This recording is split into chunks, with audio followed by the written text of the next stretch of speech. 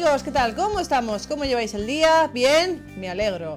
Hoy con nosotros se sube a este tren Emilio Ferrando, un amigo, un compañero, que nos va a contar un poco su experiencia. Emilio, ¿qué tal? ¿Cómo estamos? Bien, muy bien, muchas gracias por la invitación.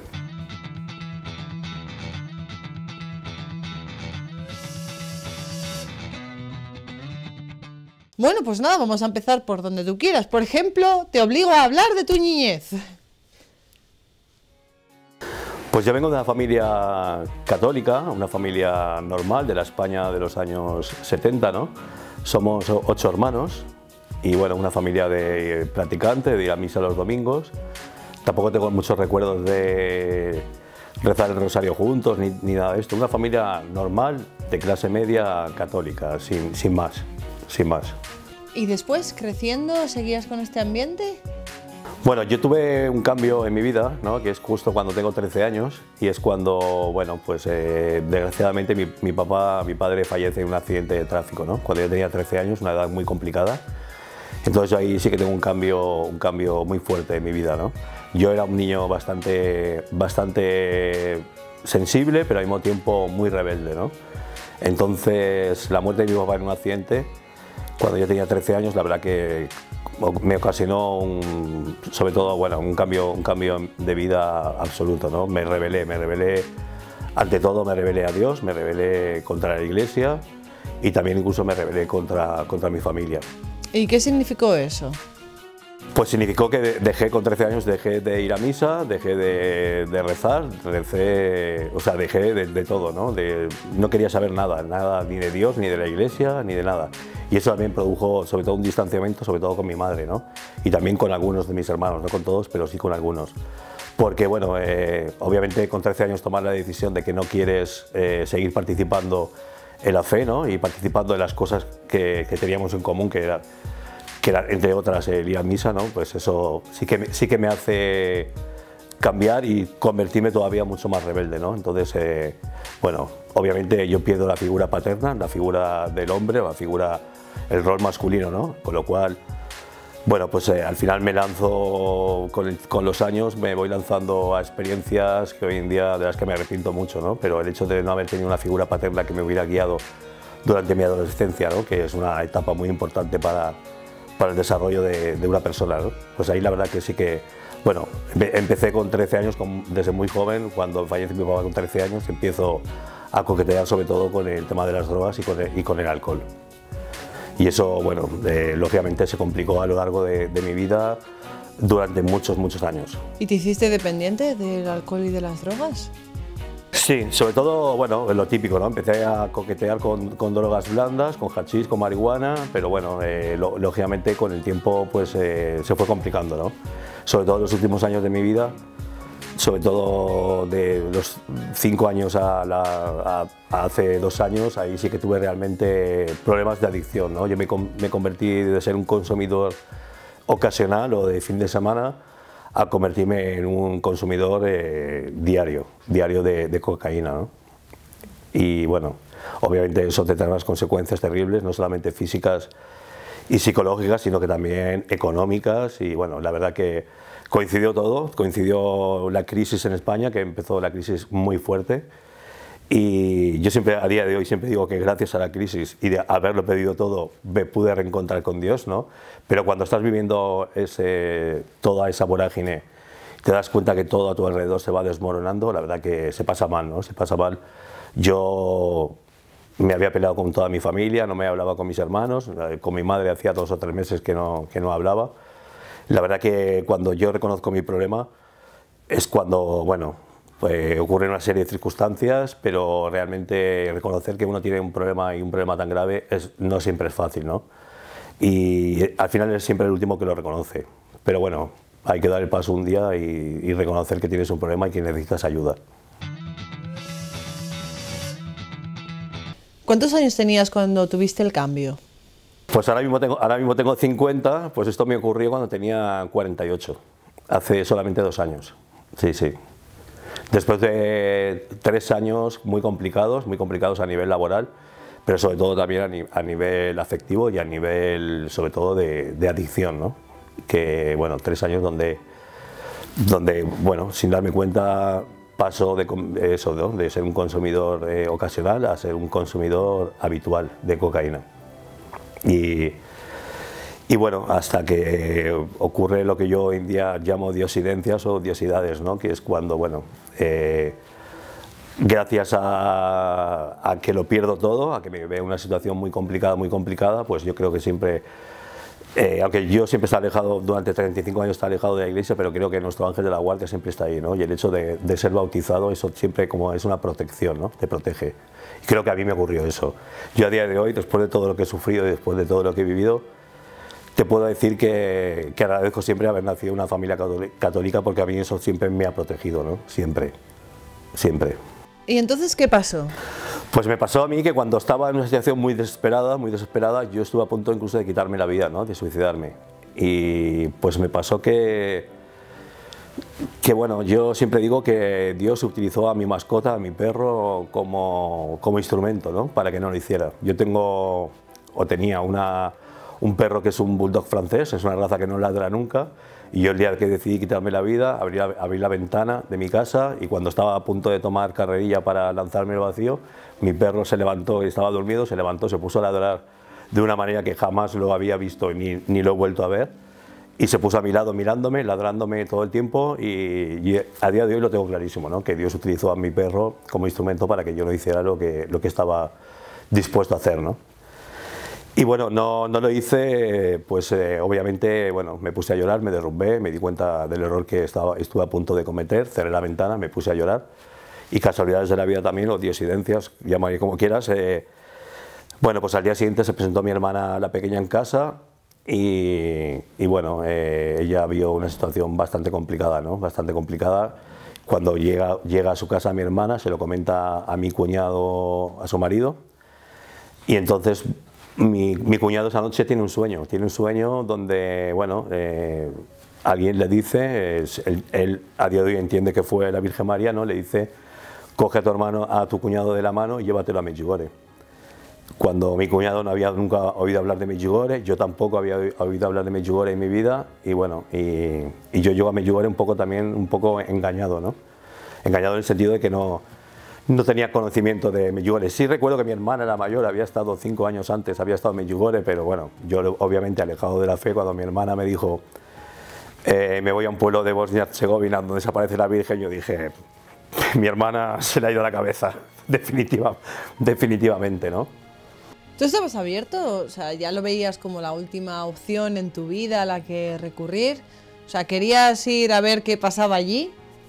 Mira, Cristina, a mí sinceramente en ese momento me daba igual, yo lo que necesitaba era escapar, ¿sabes? Entonces, cuando a mí mi cuñado al día siguiente, después de haber hablado yo con mi hermana, cuando al día siguiente mi cuñado se presenta a mi casa y me dice: quiero hablar contigo, y sube a mi casa y me dice: tengo una propuesta de trabajo en mi empresa para ti, pero con una condición de que me acompañes a Medjugorje, a mí como si me hubiera dicho Hawái o me hubiera dicho Alcoy, me daba igual.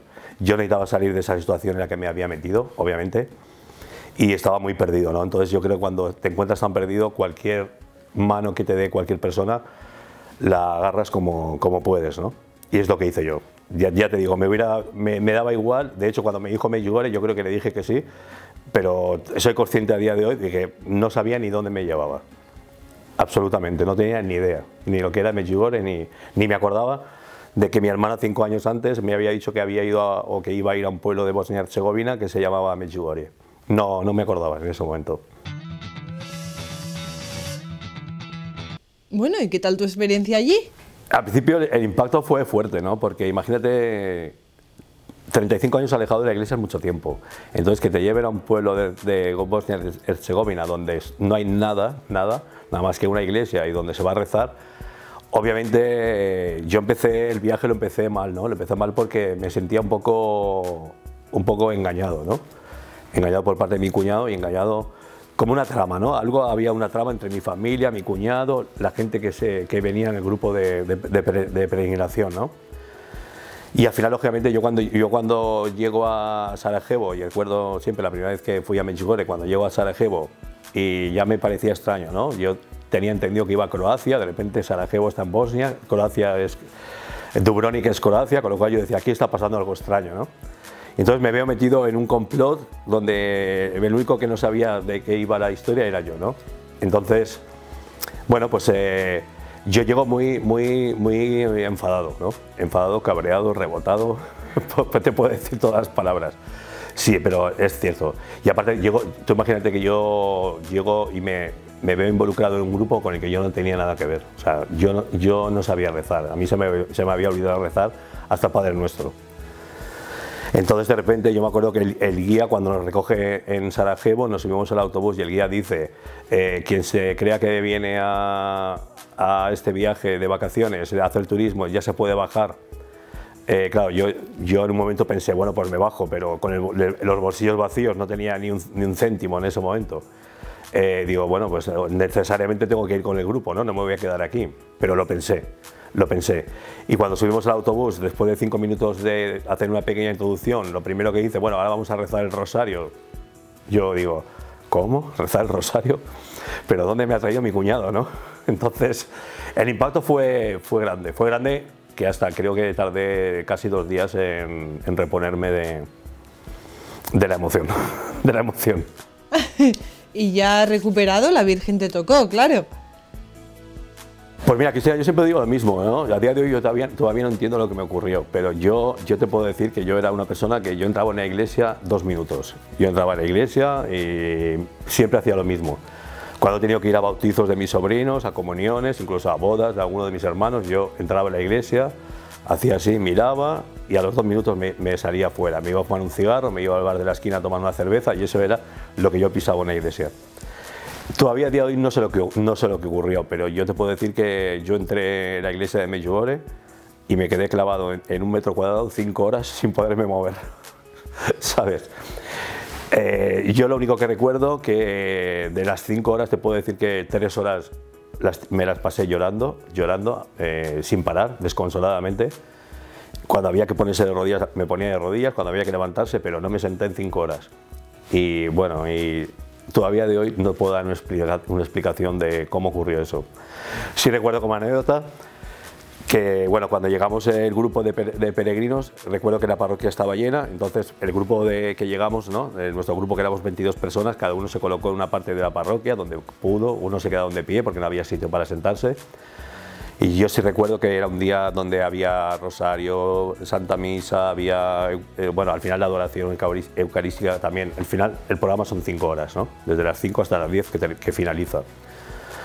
Y sí recuerdo cuando llegué a la pensión, que yo compartía habitación con mi cuñado me dice, madre mía, ¿y ahora qué le digo yo a tu familia? Ya el primer día te has escapado, te has ido por ahí a tomar cerveza. Y digo, no, si vengo de la parroquia. ¿Cómo? ¿Que vienes de la parroquia? Yo sí, vengo de la parroquia. Menos mal que iba con 2 testigos que se quedaron conmigo hasta el final, porque el resto del grupo, con el viaje, con haber madrugado y todo, estaban cansados y se fueron a dormir pronto, ¿no? Se fueron a la pensión pronto. Menos mal que tuve 2 testigos, que mi cuñado les preguntó si eso era verdad y les dijo, sí, tu cuñado Emilio se ha quedado hasta el final. Bueno, y luego entonces saliste totalmente transformado, ¿no? ¿Qué pasó después?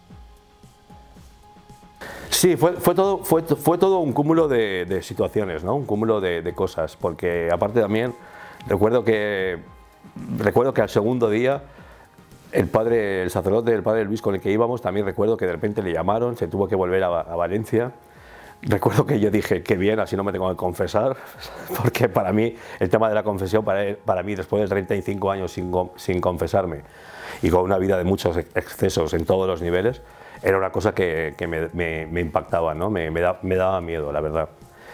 Pero bueno, como siempre, el padre Luis se tuvo que regresar a Valencia, pero en mes de febrero en Medjugorje no hay nadie, absolutamente nadie, no hay peregrinos, no hay casi sacerdotes, no hay nadie, pero bueno, yo siempre digo que Dios siempre hace las cosas y las hace a su manera, y a mí me puso el único sacerdote que yo he conocido en 2 años que llevo viviendo en Medjugorje, el único sacerdote que yo he conocido croato que habla español perfectamente.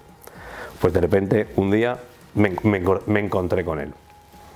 Y qué casualidad que, bueno, me acabé confesando con un sacerdote croato que habla español perfectamente en el castillo de Nancy Patrick, en un sitio, a mí siempre me ha gustado las iglesias muy sencillas, pues me acabo confesando en un sitio donde todavía estaba en construcción. Me acuerdo que había una cruz de madera inclinada, una cruz que estaba a punto de caerse a trozos, pero estaba ahí inclinada, apoyada en una pared, y acabé confesándome ahí con un sacerdote croata que habla perfectamente español. El único sacerdote croata que he conocido que habla español.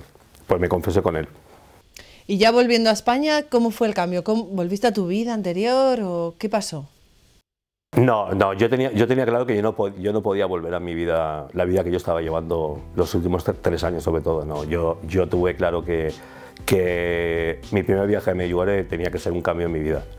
Yo no podía continuar con la vida que llevaba, sobre todo porque, bueno, había cometido demasiados excesos, y luego aparte también porque obviamente Medjugorje a todo el mundo le cambia, ¿no? Todo el mundo le marca. Yo no conozco a nadie que haya ido a Medjugorje que no haya cambiado su vida en algunos aspectos o totalmente, ¿no? Que es mi caso, por ejemplo. Yo siempre digo, a mí no me gusta ponerme como ejemplo de nada, pero a mí si me dicen, si alguien me dice que para ti que es Medjugorje, para mí es misericordia, ¿no? Yo la misericordia de Dios, yo sé lo que es, porque conmigo Dios ha sido muy misericordioso, y a mí yo lo tengo muy claro, ¿no? A día de hoy yo pienso la cantidad de veces que yo he estado al límite del exceso y al límite de muchas cosas, y yo siempre he sido un afortunado, ¿no? Siempre he sentido que me ha protegido de una manera especial, porque me podía haber perdido en muchas ocasiones. A ver, y esas ocasiones, porque antes comentabas que tu búsqueda era como un poco de afectividad, de un poco de cariño.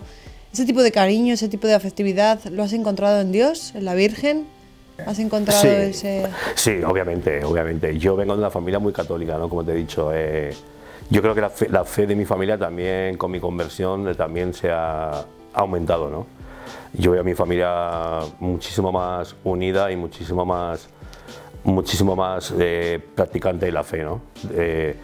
Obviamente, yo siempre lo digo, mi mamá, la pobrecita, está operada de las 2 rodillas porque se ha tirado 35 años rezando por mi conversión. Entonces, te puedo decir que eso sí, nos ha unido mucho más. Yo he recuperado a mi familia absolutamente, ¿sabes? Yo la relación con mis hermanos, mis cuñados, mis cuñadas, mis sobrinos, con mi madre, no tiene nada que ver mi relación ahora con ellos que la relación que yo tenía hace 3, 4, 5 años. Nada que ver. Es una relación muchísimo más cercana. Yo ahora lo digo con toda la naturalidad del mundo. Yo estoy aquí unos días pasando en España, voy con mi madre a misa todos los días, a la adoración nocturna, o sea que y eso en mi vida jamás lo había hecho, nunca en mi vida. ¿Y cómo es tu relación con la Virgen María? Yo creo que es una relación madre-hijo, ¿no? Yo siempre lo he experimentado y lo he vivido así. Yo lo tengo claro, ¿sabes? Yo he llegado a Dios a través de la mano de María, ¿no? Y a través del amor maternal que yo sentí.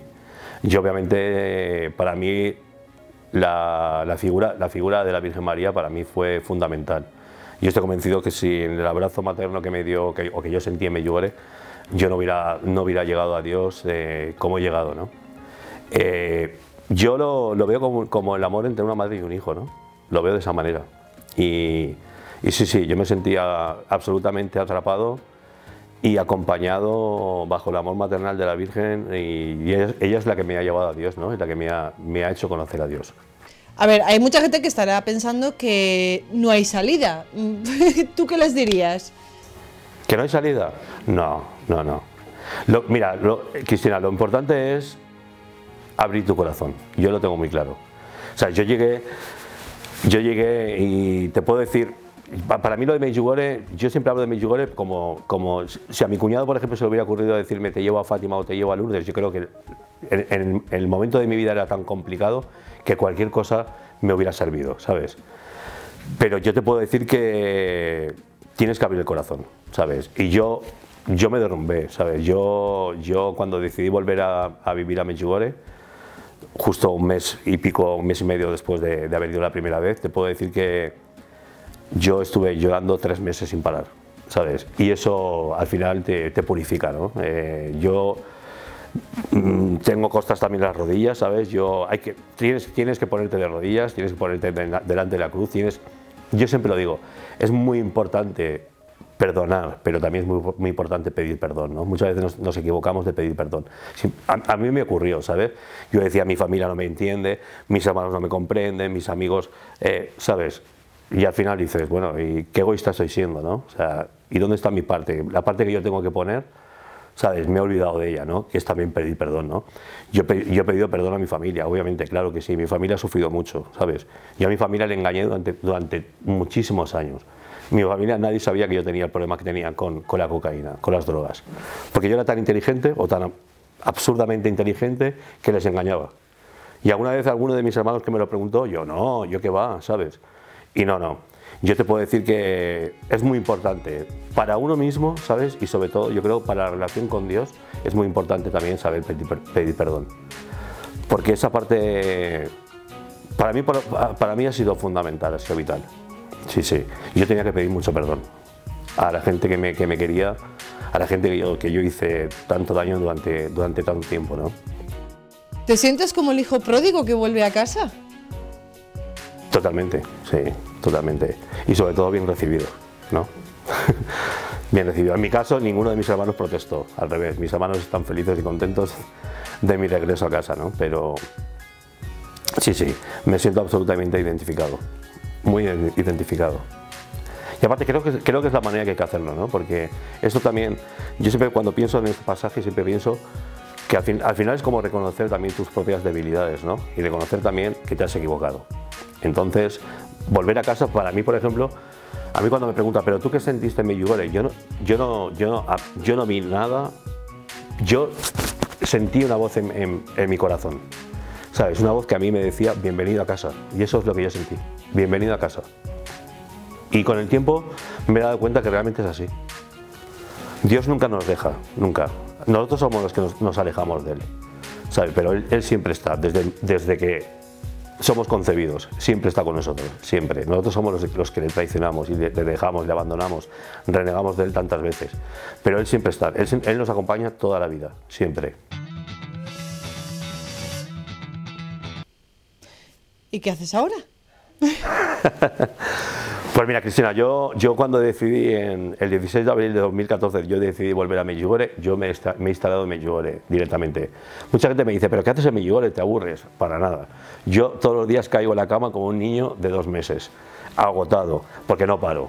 Hago muchísimas cosas. En Medjugorje siempre las puertas están abiertas para ayudar, para dar servicio, para escuchar. Muchísima gente llega a Medjugorje con la necesidad de ser escuchados, ¿no? A Medjugorje llega gente con vidas muy horribles, incluso peores que la mía, ¿no? Y es muy importante escuchar a la gente, ¿no?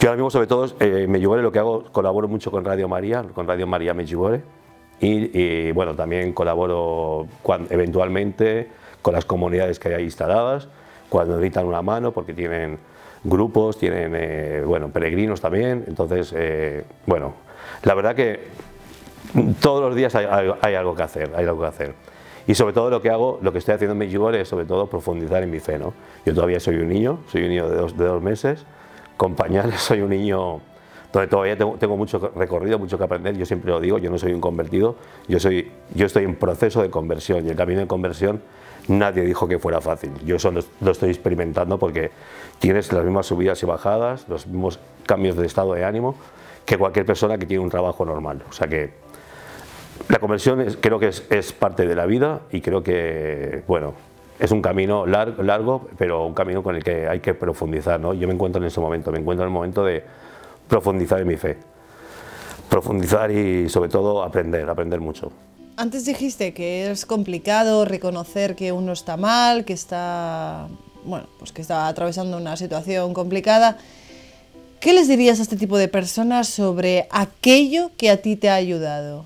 Sobre la fe, sobre esta salida. Yo creo que el primer paso es reconocerlo uno mismo, ¿no? Yo creo que la persona que tiene problemas con las drogas, con el alcohol, con el juego, con dependencias, cualquier tipo de dependencias, ¿no? Yo creo que es muy importante reconocerlo, ¿no? Yo tuve la suerte que en un momento dado, bueno, pues apareció mi hermana, la pequeña, ¿no? Y ella fue la que me abrió los ojos. Pero yo creo que oportunidades tenemos todos, ¿no? Lo que pasa es que tienes que saber que quizás es tu última oportunidad, ¿no? Y que hay que aprovecharla. Entonces, cuando una persona te dé la mano, no hay que rechazarlo, ¿no? Y sobre todo, yo creo que recibir ayuda también te hace ser humilde, ¿no? Yo he sido una persona muy autosuficiente toda mi vida, he tenido siempre mis buenos trabajos, yo he tenido todo en la vida, todo, me refiero a todo lo material, ¿no? Pero en el fondo era una persona muy vacía espiritualmente, ¿no? Yo no me sentía a gusto conmigo mismo. Y creo que tenemos que ser conscientes de cuando una persona te echa un cable, te da la mano para ayudarte, tienes que aceptarlo. Porque muchas veces hay que pensar que quizás es la última, ¿no? Yo creo que oportunidades siempre hay, ¿no? Y la esperanza es lo último que se pierde. Es un refrán, pero también es cierto, ¿no? Pero hay que saber identificar el momento, ¿no? Y sobre todo pensar eso, pensar que quizás es la última vez que alguien te va a ayudar, ¿no? Y afortunadamente no fue así. Yo he tenido siempre la mano dispuesta por parte de mis hermanos, de mi familia. Lo que pasa es que sí que es cierto que yo muchas ocasiones siempre lo rechacé, ¿no? Pero yo creo que es muy importante pensar eso, ¿no? Pensar quizás es la última vez que alguien me va a ayudar. Pues muchas gracias, Emilio. Muchas gracias a ti, Cristina. Fíjate que antes decías que el perdón es importante, pero perdonar de verdad, pedir perdón también, de verdad. Que sí, que te pueden perdonar, pero que efectivamente... Y a mí eso no fue fácil, ¿eh? Yo me di cuenta, digo, madre mía, he sido un egoísta todo este tiempo. O sea, me tienen que pedir perdón por esto, porque me han hecho daño, porque... No, y de repente un día dije, si me he olvidado de lo más importante, que es pedir perdón. Y hay que hacerlo. Efectivamente, Emilio. Pues nada, muchísimas gracias. Muchas gracias, Cristina.